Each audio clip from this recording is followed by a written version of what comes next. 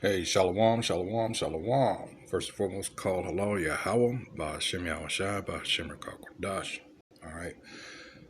Double honors to the apostles and elders of Great Millstone. All right.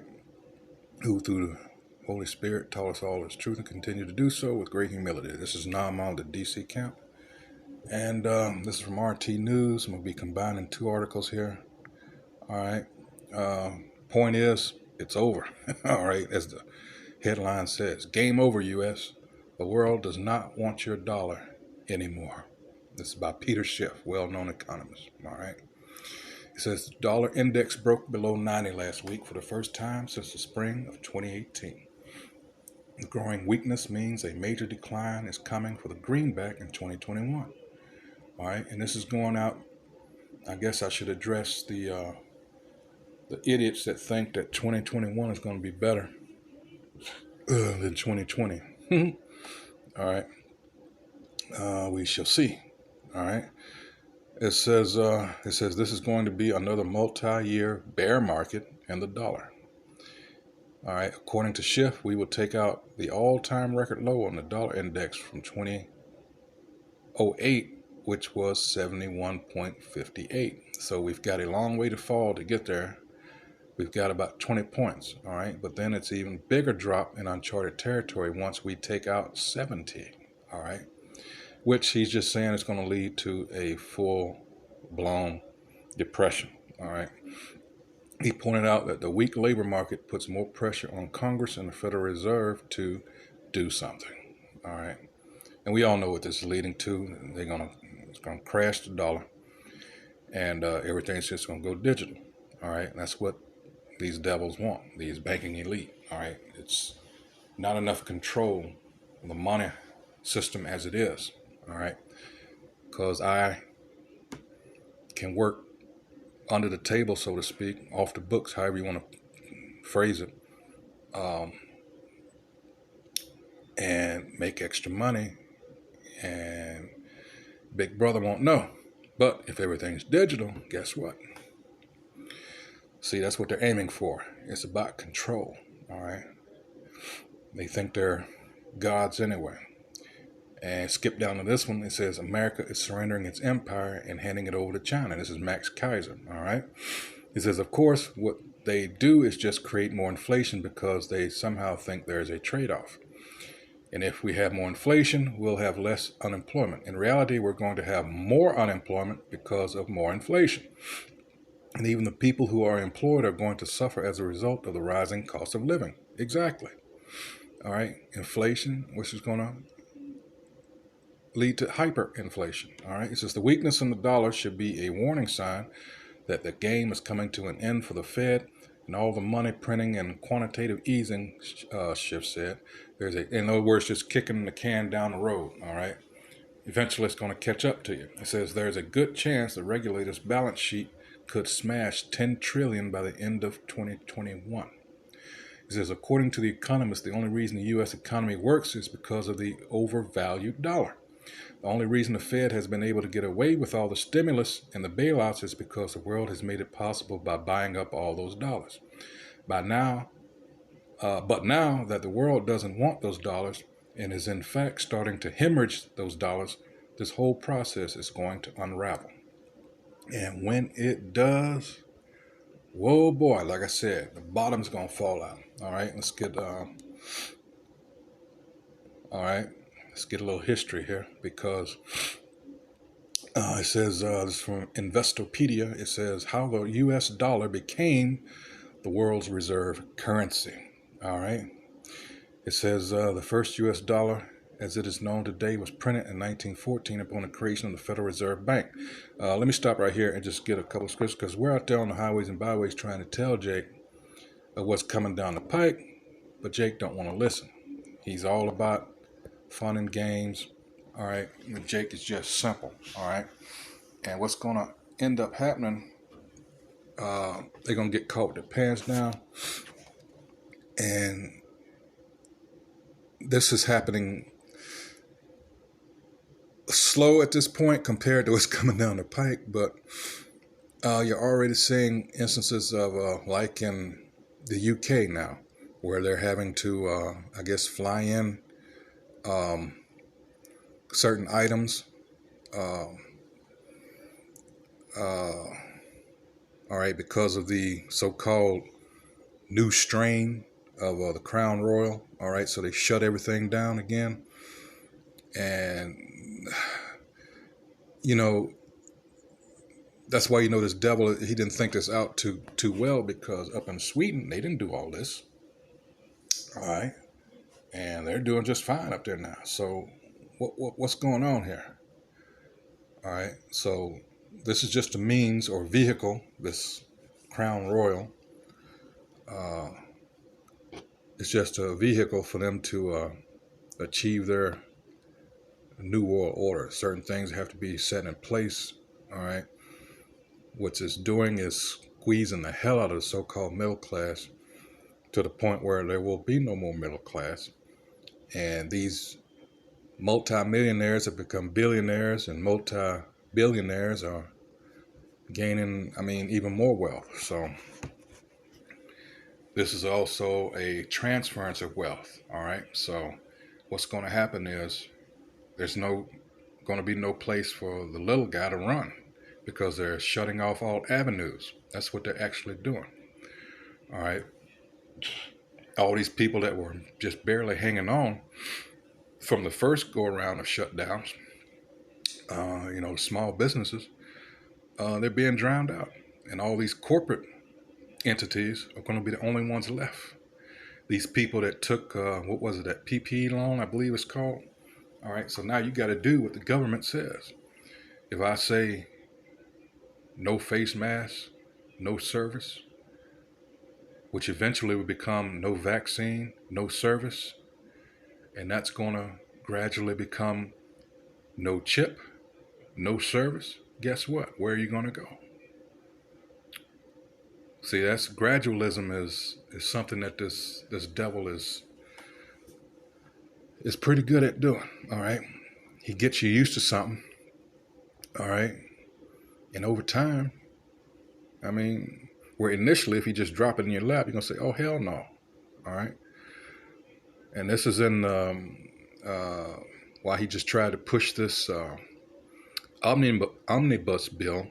All right. That was, 5,593 pages of all kinds of stuff that was crammed in there. And you expected, I believe it was 6 hours. You expected people to read that, digest it and understand it, or understand it and digest it.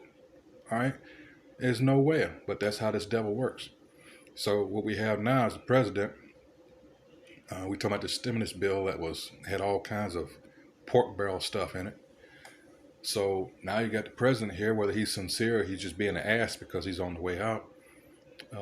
Who can really know? But he's saying no. It says $600 stimulus check to the American people is a slap in the face. He said, no, I want $2,000 for each and every American citizen. So they're saying, well, we're going to override the veto. All right. Which he hasn't done yet. He just sent it back for them to rework it. All right. But still. So, like I said, he's positioning himself. I'm talking about these Edomites. All right. These elites. He's positioning himself. All right. To be your God, in effect. All right. So let's get, let's go to Psalms. Let's see. 140. Salaki. Start at the top. This is Psalm 141. It says, to the chief musician, a psalm of David. It says, deliver me, O Most High Yahweh, from the evil man. Preserve me from the violent man, which imagine mischiefs in their heart. And this is mischief. All right. These are those devices. All right. That we should be aware of. All right. All these things that are coming down the pike have been thought out well in advance. All right. It says, which imagine mischiefs in their heart continually are they gathered together for war. That's all they think about. What is it that saying? What was it? something to the effect, and paraphrase and say you should buy when blood is running in the streets or something to that effect. It says 3, they have sharpened their tongues like a serpent. Adder's poison is under their lips. And this goes back to Psalms 58, where it talks about, well, let's get it real quick. This is Psalms 58. I'll start at 2. It says, yea, in heart ye work wickedness. Ye weigh the violence of your hands in the earth. 3, the wicked are estranged from the womb. They go astray as soon as they be born, speaking lies. And that's these Edomites, these so-called white people. That's all they know. Lie, lie, lie. All right? They know nothing but wickedness. It's continually on their mind. It says, verse 4, keep me, O Most Yahweh, O Most High Yahweh, from the hands of the wicked. Preserve me from the violent man who have proposed to overthrow my goings. All right? Like I said, now you got to wear around here wearing this stupid mask, which you're actually doing more damage to yourself than not. All right? Because what? You're constantly breathing in by-waste product, which is carbon dioxide. Not only that, the continual moisture that breeds bacteria, that can lead to bacterial pneumonia. All right? Not to mention what you're drying yourself out, and it's all kinds of problems, you know.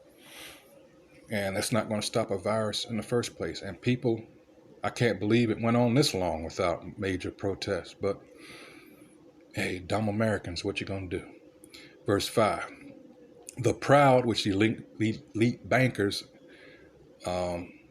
especially, but in general, we're talking about Esau, Edom, the so-called white man.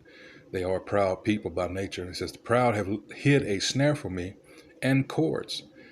They have spread a net by the wayside. They have set gins for me. Selah. Gin is just another word for snare. All right, just doubled up on that. It says, I said to the Most High Yahweh, thou art my power. Hear the voice of my supplications, O Most High Yahweh. And it always, scriptures say, you should pray always. 7. O Most High Yahweh, the Lord, the strength of my salvation, thou hast covered my head in the day of battle. All right. Verse 8, and here's the thing. It says, grant not, O Most High Yahweh, the desires of the wicked. Further not his wicked device, lest they exalt themselves. Selah. All right, because they really think, all right, they're going to get around the prophecies and what's been already written. All right. So let's go back. I don't know why I did that. It says, the first U.S. dollar as it is known today was printed in 1914 upon the creation of the Federal Reserve, which was 1913, all right, when it was actually passed into law. Less than 6 decades later, the dollar officially became the world's reserve currency. However, its ascendancy to the throne actually began not long after the ink was dry on that first printing in 1914, which was true. All right, and again, this is just reiterating. It says, during World War II, the U.S. supplied the Allies and got paid in gold, propelling the U.S. to the largest holder of gold. How slick were they? After the war, countries linked their currencies to the dollar, which was linked to gold. The gold standard ended, but the dollar's reserve status remained. Today, more than 61% of all foreign bank reserves are denominated in U.S. dollars, and nearly 40% of the world's debt is in dollars. All right. It repeats these Federal Reserve. Skip on down. Let's see. It says, however, when World War I broke out in 1914, many countries abandoned the gold standard so that they could pay their military expenses with paper money, which devalued their currencies. 3 years into the war, Britain, now, got to understand, it was during this time also where you had an incident, I believe that was the early 20s, where you had the Weimar Republic, all right? And when you understand that Germany lost the war, all right, and there were some, they had to pay back a whole lot of stuff. And then you had, this is beginning the rise of Adolf Hitler, all right, and he wrote a book named Mein Kampf. And he talks about all the things that was going on. And even in the Weimar Republic, you got to remember, the so-called Jews were taken over, and there was much debauchery and all this. The Weimar Republic was also known to be, what is it? a huge rise in uh, with the sodomites and all that. I mean, it was just rampant over there. All right. Not only was that it's known for being where hyperinflation, where people had barrels of money just to get the simplest of things to survive off of, but it was a sodomite hotspot also. All right. These were the things he was complaining about in his book. It goes on to say 3 years into the war, Britain, which had steadfastly held to the gold standard to maintain its position as the world's leading currency, found itself having to borrow money for the first time. All right. The United States became the lender of choice for many countries that were willing to buy dollar-denominated U.S. bonds. In 1919, Britain was finally forced to abandon the gold standard, which decimated the bank accounts of international merchants who traded in pounds. By then, the dollar had replaced the pound as the world's leading reserve. So this is when the United States, after World War I, started to, come up on the world scene. It says, as it did in World War I, the United States entered World War II well after the fighting had started. Before it entered the war, the United States served as the Allies' main proprietor of weapons, supplies, and other goods. Collecting much of its payment in gold, by the end of the war, the United States owned the vast majority of the world's gold. This precluded a return to the gold standard by all the countries that had depleted their gold reserves. All right. In 1944, delegates from 44 Allied countries met in Bretton Woods, New Hampshire, to come up with a system to manage foreign exchange that would not put any country at a disadvantage. It was decided that the world's currencies couldn't be linked to gold, but they could be linked to the U.S. dollar, which was linked to gold. The arrangement, which came to be known as the Bretton Woods Agreement, established that the central banks would maintain fixed exchange rates between their currencies and the dollar. In turn, the United States would redeem U.S. dollars for gold on demand. Countries had some degree of control over the currencies in situations wherein the currency values became too weak or too strong relative to the dollar. They could buy or sell their currency to regulate the money supply. But in doing this, all right, they also gave so much power to the U.S. I'm sure you've heard in years past where the U.S. would freeze certain countries' assets. All right, this is why. All right.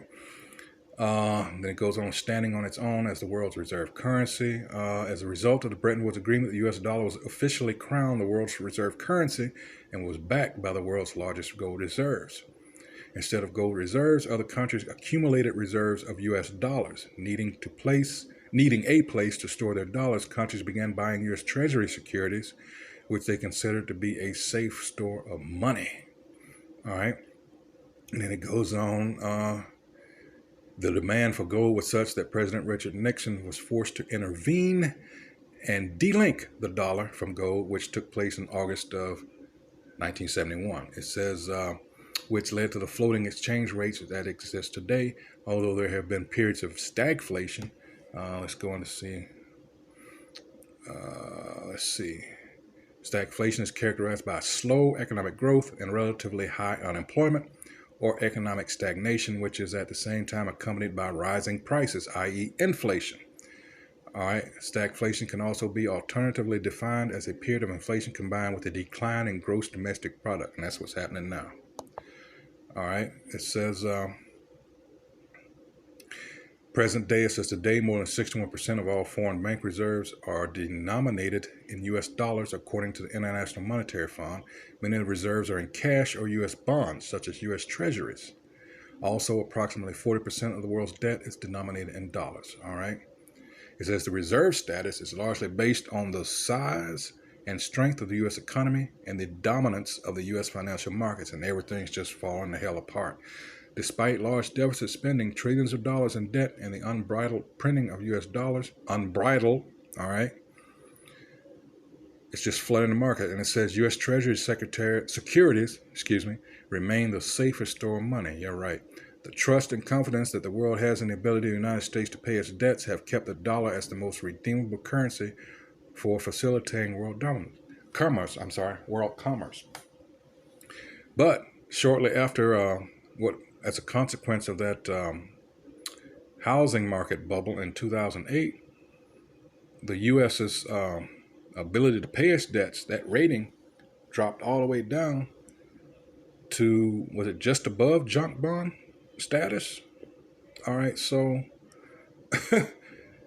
nah, But aside from that, what also everybody is tired of when it comes to the U.S. has to do with their foreign policy. All right, all you have to do is getting to or understanding this country's foreign policy to know that people are just tired of the U.S. and the U.S. government's bullshit. All right, this is Esau Edom in general, but the U.S. Oh man, if only the people knew. But simple Americans, all they want to do is see a good sports event, watch soap operas and other stupid stuff, and they're not realizing that this country is falling apart right around their ears. And it's just moments away from everybody being in the streets at each other's throat. All right, just full out civil war. And that's why we try to tell people, hey, we're in 2nd Ezra 15, all right, and 16, all right. But nobody will listen. Nobody will listen. All right, so for time's sake, we try to tell you, I'm going to have to wind it down here. Well, we try to tell the people that get all this wisdom while you can. All right, let's go get some scriptures, because it's going to come a time, and part of what's in that omnibus bill that they tried to sneak through, it has to do with streaming and a couple other things in there having to do with the internet.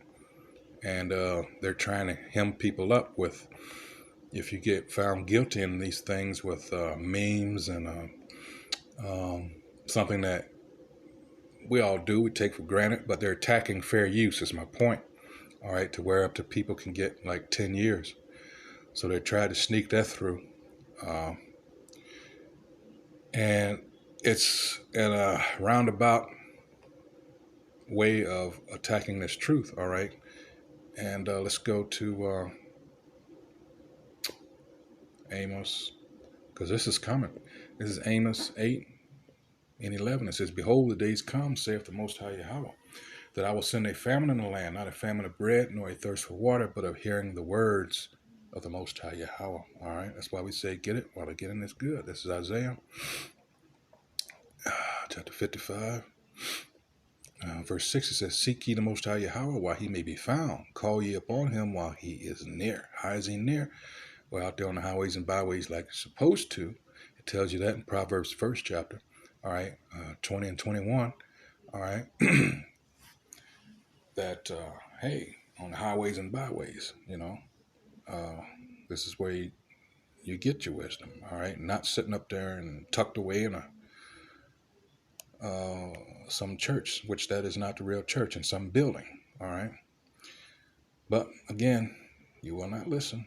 All right, so we go over here. You rather listen to these people right here. This is Isaiah chapter 56, verse 10. His watchmen are blind. They are all ignorant. They are all dumb dogs. They cannot bark, sleeping, lying down, loving to slumber. All right, and we're the ones out there that's barking. All right, telling you of these things, warning you. All right, that's what a good guard dog is about, letting you know that danger's coming, right? But no, you want to listen to these TD Jakes and all these other, all right, bought, all right, spokespersons, all right, that are going to just tell you that everything's all right, don't you worry. Oh no, that's when you should worry. That's when it tells you here. All right, let's see. Let's see.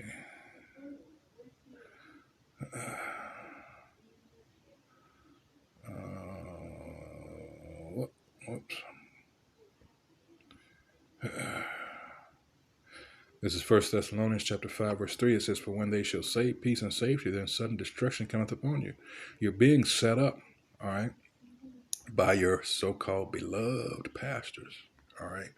It says, "For when they shall say peace and safety, then sudden destruction cometh upon them as travail upon a woman with child, and they shall not escape." All right. What is a woman with child known for? Pangs, Pangs. All right. Those contractions, they get shorter and shorter. All right. All right. So that's going to about do it for this. I went well over the time, but yeah, it's all falling down around your ears. All right. So with that, I hope whoever views this is edified. Of course, that's what we're here to do, an effort to wake up the remaining hopeful elect. So with that, once again, call hello Yahweh, by Hashem Yahweh Shai, by Hashem Kakwadash, and of course, double honors once again to the apostles and elders of Great Millstone. All right, salutations to Akim out there on the highways and byways, pushing us through to all honesty and sincerity while trying to wake up the hopeful elect. Shalom.